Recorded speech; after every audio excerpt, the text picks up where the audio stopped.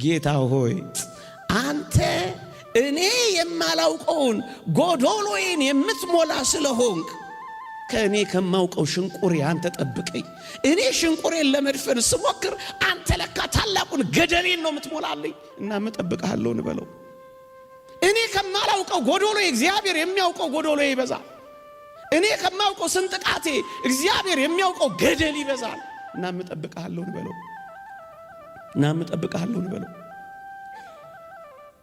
መቼ እንደሚጠቅም የሚያውቀው እግዚአብሔር ነው።